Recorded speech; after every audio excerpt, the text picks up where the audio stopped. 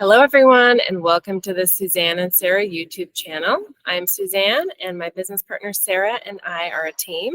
And today we are going to talk to you about ADUs and answer your top 10 questions, talking about zoning, permitting, how much it costs, timing, financing, and the return on investment. Hello, everyone. Welcome to the Suzanne and Sarah YouTube channel. I'm Suzanne Moore. And I'm Sarah Willis. We are Central Oregon's investment and real estate experts.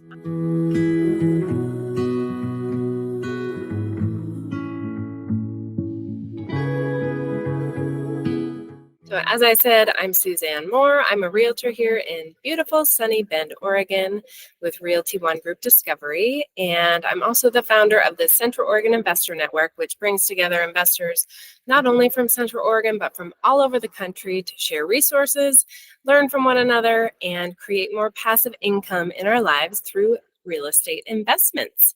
My business partner, Sarah, and I are a team, and we put these videos together every single week to help teach you about real estate investing and share some of the best places and ideas for enjoying Central Oregon.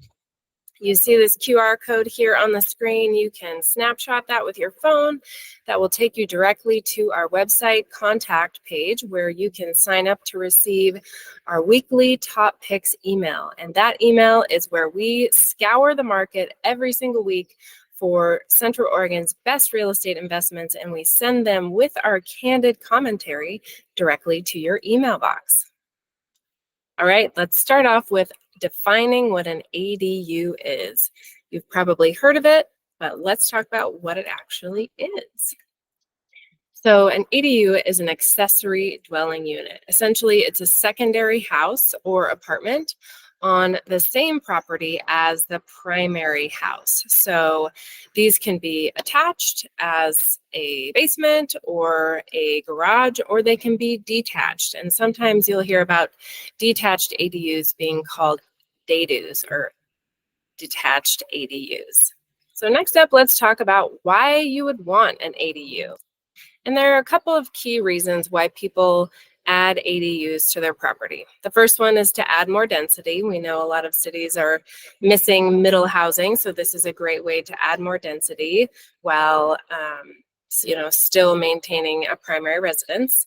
It's also a great way to house a family member. So historically, these spaces were called granny flats, mother-in-law units. You've probably heard of those.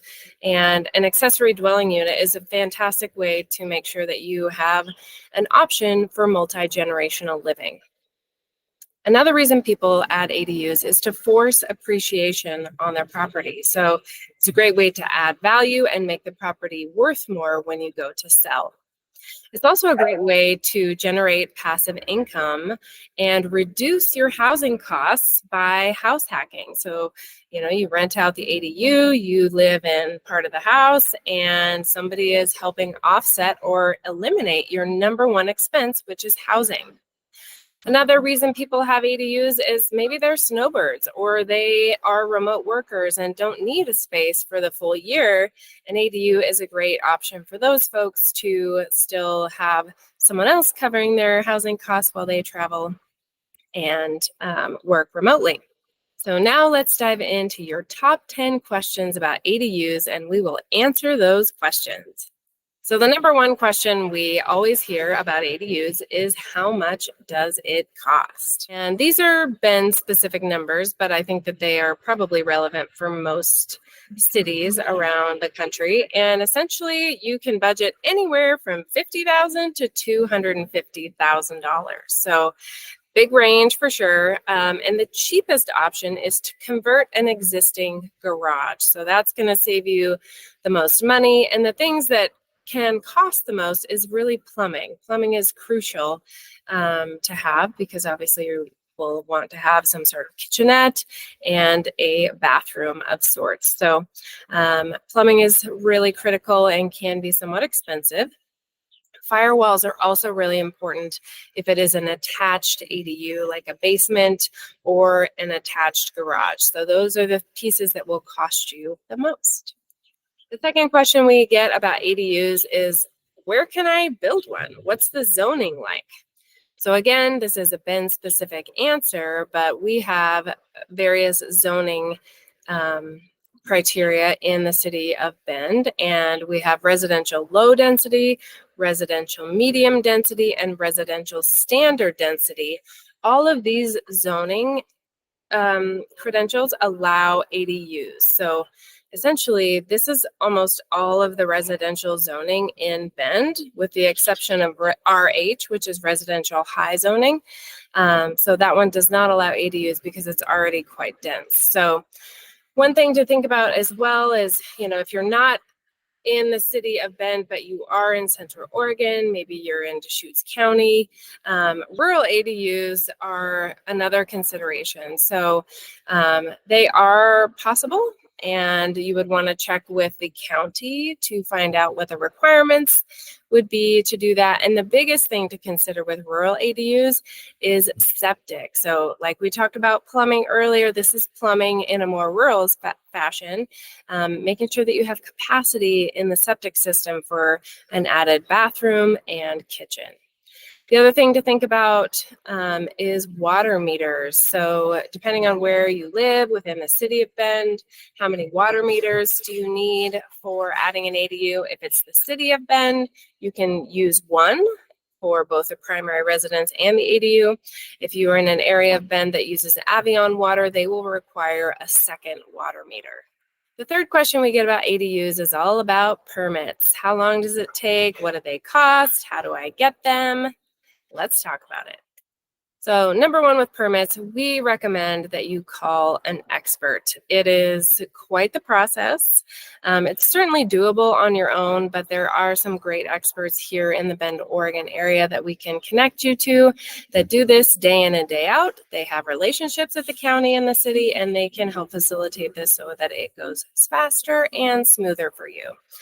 So again, specific to Bend, the city does want ADUs. They want more density.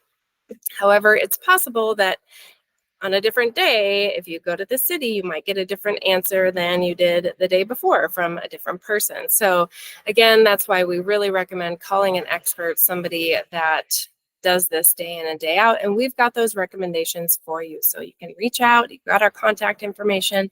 We'll be happy to connect you with somebody. The one thing about permits is that the city has really tried to make this a streamlined process so that you can do your planning and your building all in one fell swoop. And essentially the permit costs, you can budget for about $8,000 to $10,000. And that's included in that $50,000 to $250,000 original budget that I mentioned at the beginning. Fourth question we always get about ADUs is how long does it take? So general rule, you can plan for 2 years.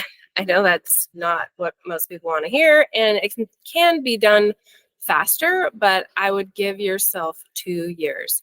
The first year is going to be, working on getting a design, getting your permits, getting everything set, making sure you've got your contractors lined up, your plumber, your electrician, your general contractor, and then the build may take a year. Can it be done faster? Absolutely. If you have modular home plans, or if you're using one of the City of Bend's already pre-approved plans, this can certainly go a lot faster.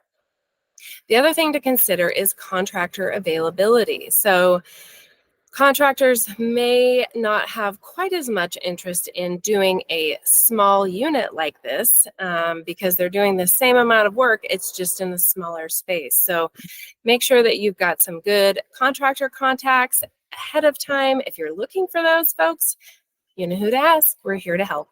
All right, another question we get about ADUs is how do I pay for it? So this is the interesting part. How do I pay for it? Number one is cash. Maybe you've got some cash in the bank, would rather invest it into something tangible. Makes sense. So you can use your cash. You can get a home equity line of credit or HELOC on your primary residence. So you're essentially pulling equity out using a line of credit. Or you can refinance your primary residence and do a cash out refinance. So you've got some of that cash available. In today's interest rate market, that may not be the best option for you, especially if you've got a low interest rate locked in already. So at this point in time, we would recommend a HELOC if you're looking for some financing as a way to utilize the equity in your primary residence. You can also use conventional financing. So that's just getting, a 30-year loan. But it can be tough to get that. Not a lot of conventional lenders underwrite ADUs, and the terms are more expensive.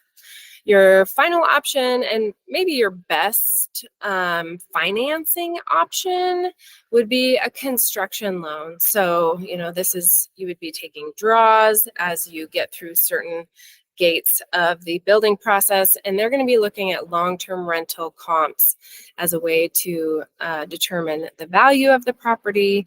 And generally, they're only going to give you about 50% loan to value. So if this is a $200,000 building, you can probably expect to get $100,000 in construction loans. So the rest would have to be made up with cash. Next question we hear a lot about ADUs is, how do I deal with utilities?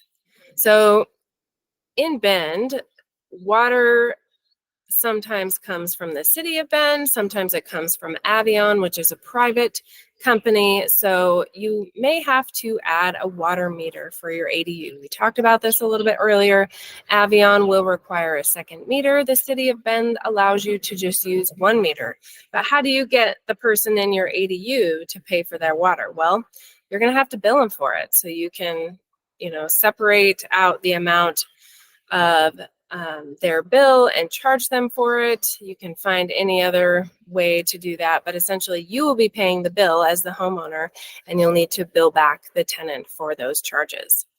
Electrical and gas meters, sometimes you would add an electrical meter to an ADU or a gas meter.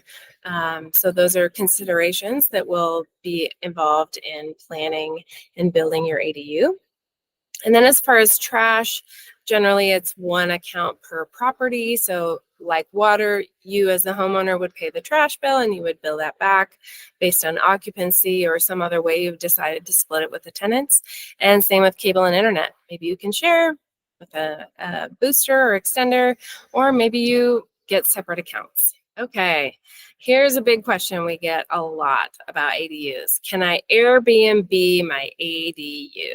Let's talk about it. So within the city of Bend, you would need to check on the short-term rental map to see if the property is eligible for a short-term rental. And if you don't know where that map is, you can ask me. Feel free to hit me up on social or email or phone. You've got all my contact information. I'd be happy to check that for you. Chances are it's probably not eligible if it's within the city of Bend.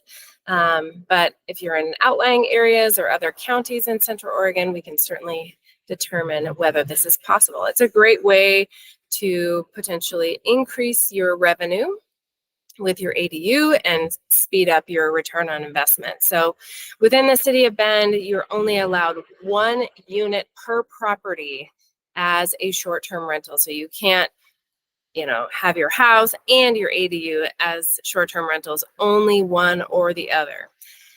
So you could do a long-term rental and a short-term rental, for example, or you can live in 1 unit and short-term rent the other one. In the city of Bend, there is also the short-term rental parking requirement. You have to have 1 off-street parking space per bedroom for the short-term rental. So if it's just an ADU and it's a studio, you'll need to make sure that you have at least 1 off-street parking area dedicated to that short-term rental. All right, we know a lot of you have tiny home dreams, so let's talk about how that comes into play with ADUs in Bend. So everybody loves the idea of a tiny home, something on wheels to make some extra money, put it on your property, and in the city of Bend, it's currently not allowed. In the city of Portland, it is. So there are differing regulations, and this may change within the city of Bend. If it is on wheels, it would require a DMV permit. That's just something to be aware of with tiny homes. And another option that some people have is like, can I put an Airstream on my property and rent that out, as an ADU? Currently, occupied RVs are not allowed in Bend, but they are allowed in Portland. And it's possible that in the future, Bend may follow Portland's lead on this piece. But for now, within the city of Bend, tiny homes are not allowed as ADUs. However, outside of the city limits, there may be some other options. So give us a call. So you're investing $50,000 to $250,000 in this property. How fast and what is your return on investment? So your ROI really can vary. Depends on what you're doing here. If you're trying to refi and, pay yourself back for that, you're going to want to make sure that you have a great relationship with an appraiser who knows how to value ADUs. So banks generally hire the appraisers to do these types of valuations, and not all of them know how to value ADUs. So it could make sense for you to hire an appraiser yourself who does have the certification and the knowledge to do so that you can share that with your bank. Generally, you can expect a 5 to 6 year break even on your investment. So it's a lot faster if you end up living in the ADU and renting out the primary home, assuming that the primary is larger and would rent for more. We have a local ADU owner who recently built his 450 square foot ADU in Bend. He spent $200,000 on it, and he's getting $1,675 a month on renting out that ADU. So his ROI is just right around 5 years. Okay, last but not least, some of those other considerations, things that we don't always think about when it comes to ADUs. Let's talk about taxes and insurance. So with insurance, you're going to want to make sure with any rental property that you have it insured as a rental. And especially if it's going to be a short-term rental, your ADU or your primary home, you're going to want to talk to your insurance broker and make sure that it is insured as such. Landlord policies are crucial.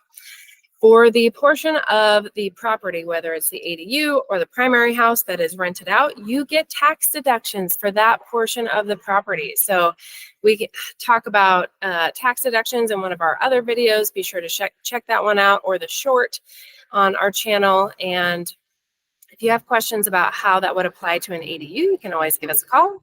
And then the last thing is to make sure that for the tenants in the ADU or the primary residence, you want to make sure that you're requiring them to get their own renter's insurance. It's very inexpensive. It's probably less than a couple $100 a year, and it protects their belongings while you are protecting the structure itself. So thank you all for joining us today for ADUs, your top 10 questions answered. I'm Suzanne Moore with Realty One Group Discovery and the Central Oregon Investor Network. We put these videos together every single week to give you knowledge and insight on investing topics and all the best things in Central Oregon. Again, here's our QR code. Feel free to snap that and get on our top picks email list. And before the video is over, please like and subscribe. Thank you.